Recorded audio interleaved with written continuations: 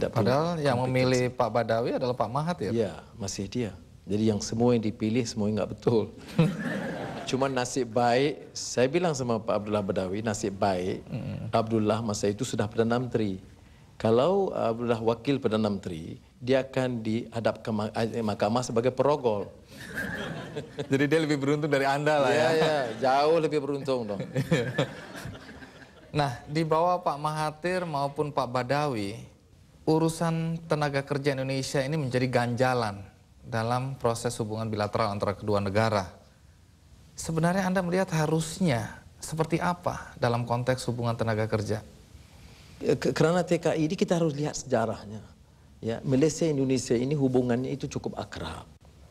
Tapi penyiksaannya juga cukup kuat. Ya, saya benar.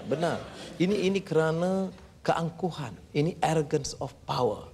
Saya bilang cara terbuka dan Pak Najib wakil Perdana Menteri menuduh saya anti nasional kerana dia kata saya mendukung, saya membela TKI Indonesia. Saya bilang saya membela keadilan. Dan sebab saya pertahankan ialah ada ketikanya tahun 70-an kita merayu, mengemis, meminta pertolongan Indonesia. Guru, dosen, guru matematik dan sains, pekerja-pekerja mahir, itu puluh ribu.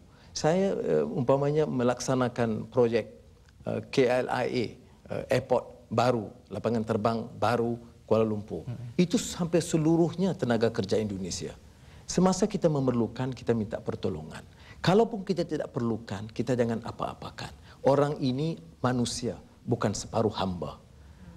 Dan sebab itu saya mengambil satu pendirian yang keras di sini dan juga di Kuala Lumpur.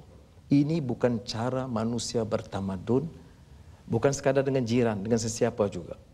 Tapi kalau kemudian masih saja berlangsung penyiksaan terhadap tenaga kerja Indonesia, pemukulan oleh polisi, apa sebenarnya yang terjadi di sana? Apa pandangan orang-orang Malaysia terhadap orang Indonesia? Sebagian besar Malaysia itu tidak tahu sebab media di Malaysia itu menutup semua keaiban yang dilakukan oleh polisi.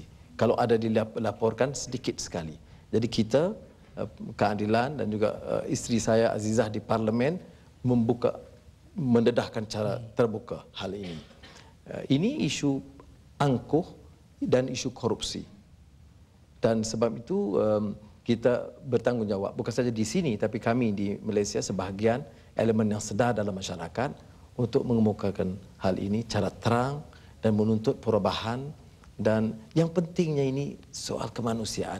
Manusia tidak boleh dianggap dan dilayan seperti hamba. Dan ini yang saya anggap satu keterlaluan dan kebiadaban yang dilakukan oleh beberapa kerat. Jadi ini komitmen, satu hari kalau Anda jadi Perdana Menteri dan masih ada penyiksaan, saya akan putar ini berulang-ulang. Silakan.